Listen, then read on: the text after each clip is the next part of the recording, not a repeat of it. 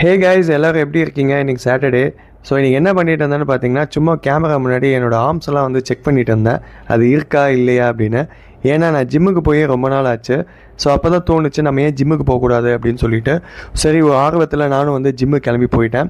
நான் போன நேரம் பார்த்தீங்கன்னா ஜிம்மே வந்து ரொம்ப காலியாக இருந்தது. ஏன்னா நான் போன டைமிங் எப்படி மதியானம் 1 மணிக்கு போனேன்.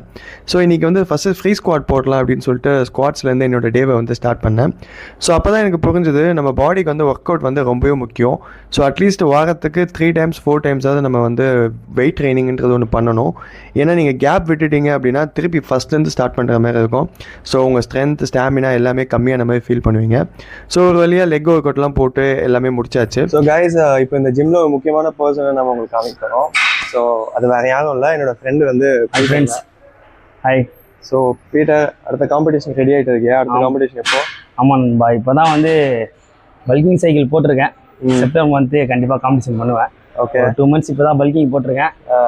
ஒரு 2 மந்த்ஸ் கழிச்சு கண்டிப்பாக பல்கிங் சைக்கிள் பண்ணுவேன். செப்டம்பர் மந்த்து என்னோட கம்பேக் என் ஃப்ரெண்டுக்கும் காட்டுறேன், உங்களுக்கும் காட்டுறேன். சரி, கம்பேக் ஃபயராக இருக்கும். ஆக்சுவலாக பீட்டர் பார்த்தீங்கன்னா நம்ம சாலிட் ஃபிட்னஸில் தான் ட்ரைனராக இருக்காரு.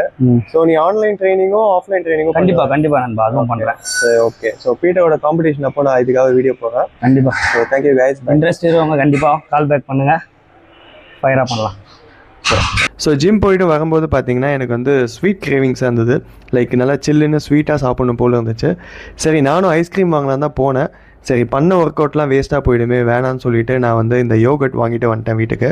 சும்மா சொல்லக்கூடாது, ஐஸ்கிரீமுக்கு ஈக்குவலாக இல்லைனா கூட ஓரளவுக்கு காம்ப்ரமைஸ் பண்ணலாம். அந்த அளவுக்கு இதுவுமே வந்து வித் ப்ரோட்டீனோட நல்லா தான் இருந்தது. ஸோ இன்றைக்கி டேயில் வந்து நான் என்ன ஞாபகம் வச்சுக்கிட்டேன் அப்படின்னா, ஃபிட்னஸில் வந்து பர்ஃபெக்ஷன் தேவையில்லை, கன்சிஸ்டன்சி இருந்தாலே போதும். ஸோ ஒரு நாள் கூட மிஸ் பண்ணால் பரவாயில்ல, மறுநாள் நம்ம எப்படியாவது அந்த டேவை வந்து ஃபுல்ஃபில் பண்ணிடணும். இல்லைனா நம்மளுக்கு வந்து மொத்தமாகவே பார்த்திங்கன்னா கேப் விட்ட மாதிரி ஆகிடும். ஸோ நீங்களும் ஒர்க் அவுட் பண்ணுங்கள், ஹெல்த்தியாக இருங்க.